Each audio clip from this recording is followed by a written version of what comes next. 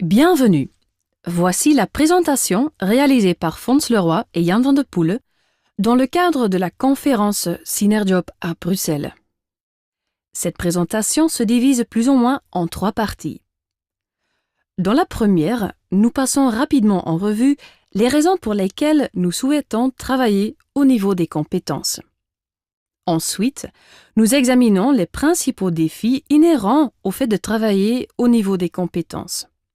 Et enfin, nous regardons une démo illustrant la manière dont nous pouvons travailler au niveau des compétences. Alors, pourquoi des compétences? Lorsque vous observez le marché de l'emploi simplement sous le prisme des métiers, il ressemble quelque peu à ceci. Les situations de chevauchement entre le stock des demandeurs d'emploi et celui des offres d'emploi sont plutôt limitées. Cependant, si vous l'observez sous le prisme des compétences, il devient beaucoup plus facile de percevoir le chevauchement. Une autre façon de l'observer, c'est de comparer deux professions. Prenez par exemple un installateur de panneaux solaires et un mécanicien automobile. Dans le système actuel de matching, ces deux métiers ne sont pas équivalents. Mais si nous regardons leur profil de compétences, nous pouvons les comparer. Dans ce cas-ci, nous pouvons clairement voir les affinités entre les deux.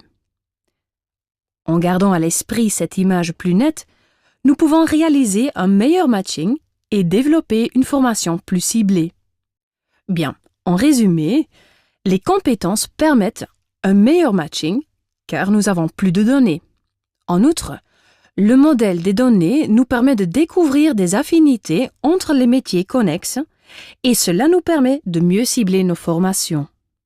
Mais il y a des défis et les 3 principaux sont les outils et les référentiels communs, la façon de saisir l'information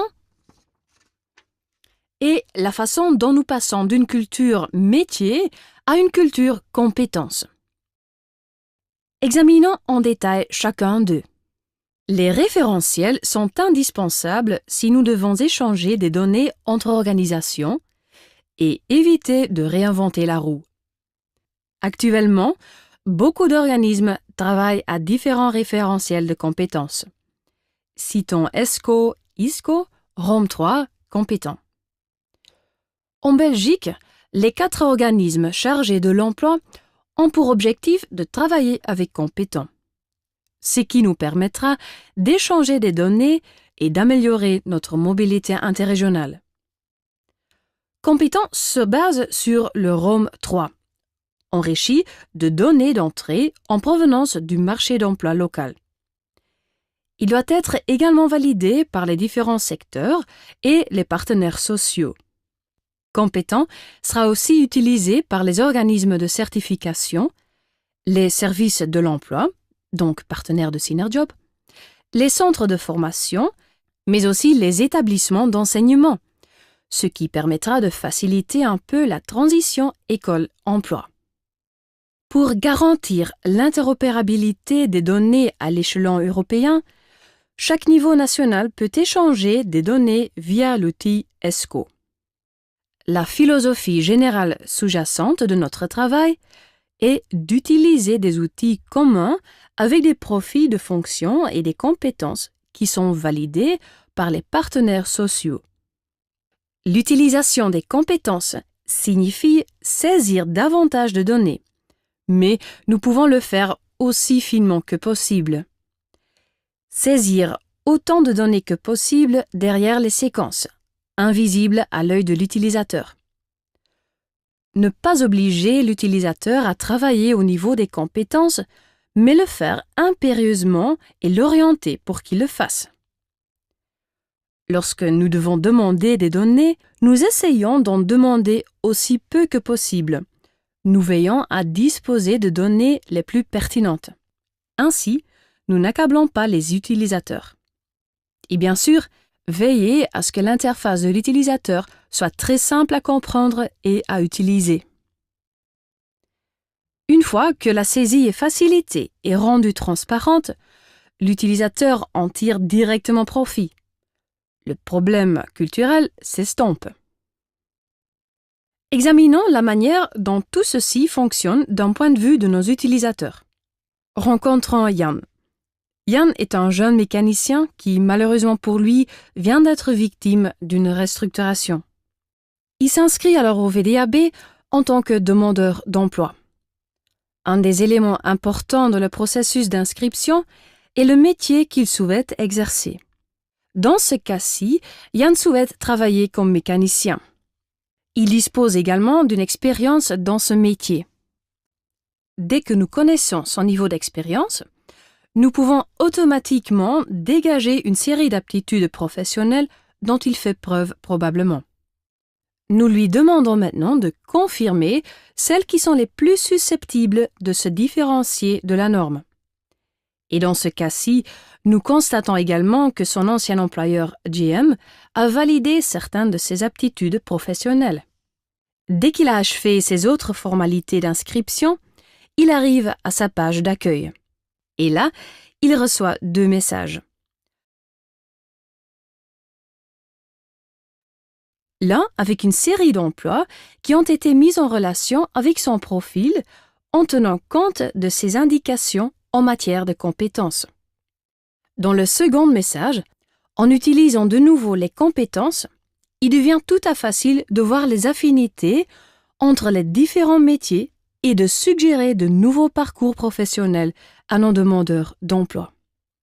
La barre verte montre que Yann dispose déjà de beaucoup de qualifications requises pour devenir un installateur de panneaux solaires, un métier auquel il n'aurait pas pu penser.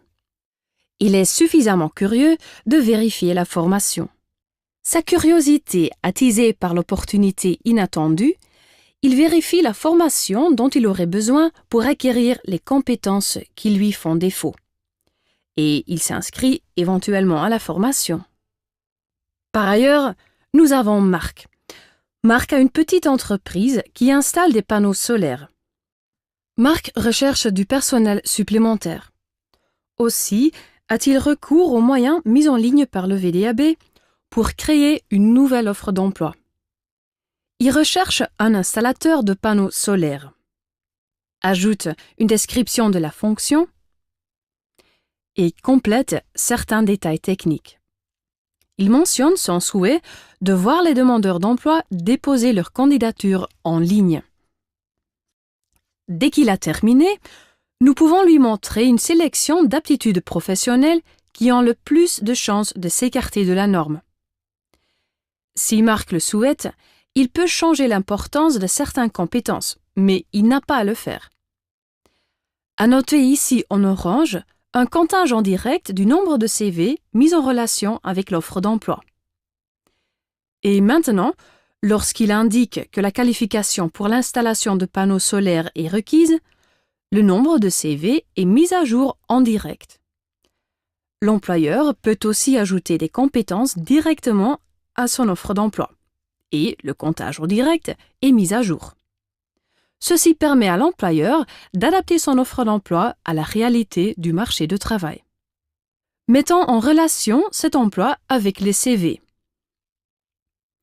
Ici à droite, vous voyez que chaque CV affiche un résultat en termes d'adéquation, qui montre également le niveau de fiabilité au niveau des compétences. Les résultats en vert sombre sont les résultats qui proviennent de sources fiables. Les résultats en vert médian sont des compétences auto-évaluées. Les résultats en vert clair illustrent automatiquement ce qui découle de choses comme l'expérience. Remarquez le CV en français et en néerlandais. En fait, travailler au niveau des compétences sur une base commune permet de franchir les frontières et les langues sans consacrer du travail supplémentaire à la traduction. Yann figure également dans les résultats. Regardons son CV. Nous voyons ici le CV normal de Yann. Une partie est consacrée à son parcours scolaire et l'autre à son expérience professionnelle. Mais ce qui est le plus intéressant, c'est que nous pouvons également voir la façon dont ces compétences se situent par rapport à l'offre d'emploi de Marc. Les 4 compétences clés ont été comptabilisées par des sources fiables. dans ce cas-ci par Centra et le VDAB. Les autres sont auto-évalués. Et les compétences marquées en vert clair proviennent directement d'autres données telles que l'expérience. Marc décide du fait que cela paraît correct et envoie un message à Yann. Retour vers Yann. L'emploi suscite la curiosité de Yann. Peut-être va-t-il postuler. Le message de Marc aboutit à la description détaillée du poste et nous voyons Yann poser sa candidature. Après avoir rédigé une courte lettre, Yann se voit aussi demander d'évaluer ses propres compétences. Dans ce cas-ci, il a très peu à faire étant donné que la plupart des données peuvent être extraites à partir des saisies antérieures. Yann pose sa candidature et, pour la belle fin d'histoire, Marc engage Yann.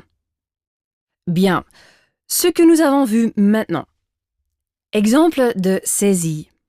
À partir de l'inscription initiale, au moment de la création d'un poste vacant, lors de la sollicitation. Saisie automatique derrière les scènes. Enseignement, formation et basé sur l'expérience. Exemple d'affinité. Dans le message de proposition de formation et dans la mise en relation emploi et CV. Évaluation. Auto, fiable et évaluation automatique. Échange de données.